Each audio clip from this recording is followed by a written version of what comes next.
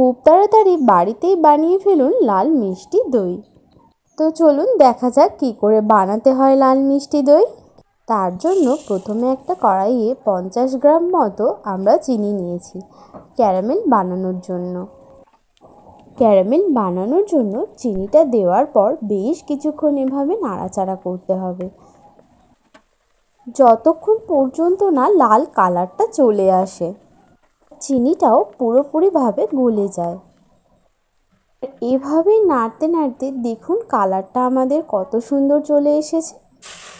তলায় বসে যাতে না যায় ও পুড়ে যাতে না যায় তার জন্য আমরা 1 কাপ পরিমাণ জল যোগ করে দিলাম। ব্যাস, ক্যারামেল প্রস্তুত। আমরা 1 লিটার দুধ নিয়েছি। আপনারা যে যেমন পারেন দুধ নিতে পারেন। দুধটা এভাবেই বেশ কিছুক্ষণ নাড়াচাড়া করে নিতে হবে।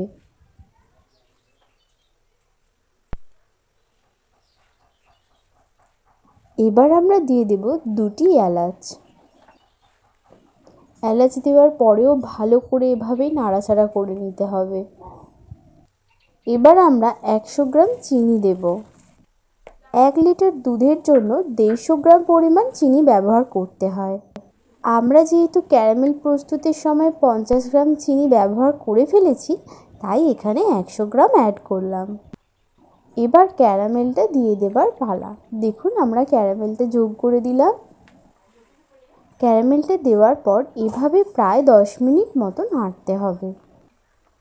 আমরা এখানে ক্যারামেল দিয়েছি, আপনারা যদি সাদা দই খেতে চান তাহলে ক্যারামেল না দিলেও হবে।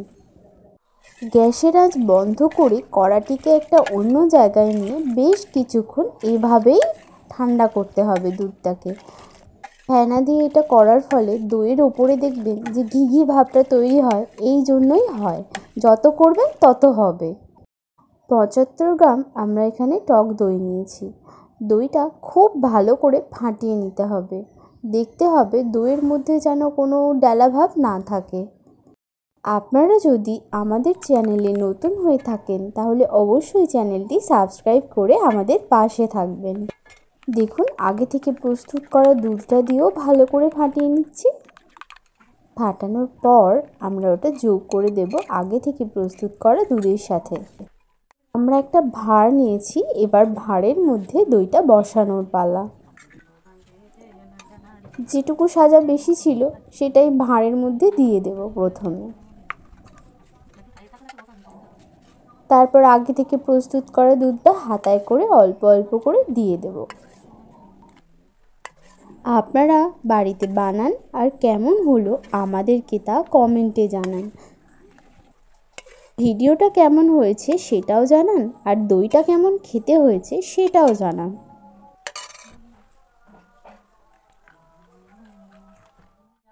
আমরা একটা কড়াই নিয়েছি, কড়াইটা অল্প গরম করে নিয়ে তার মধ্যে ভাঁড়টা বসিয়ে খুব ভালো করে ঢাকনা দিয়ে প্রায় 6 থেকে 7 ঘন্টা রেখে দিতে হবে। তাহলেই প্রস্তুত হয়ে যাবে ঘরে পাতা দোকানের মতো লাল দই। দেখুন কত সুন্দর হয়েছে, যেন মনে হচ্ছে দোকানের মতো, কেউ ধরতেই পারবে না যে এটা ঘরে পাতা। আজকের মতো এই পর্যন্ত। তাহলে চলুন দেখা হবে নতুন কোনো একটা রেসিপি নিয়ে।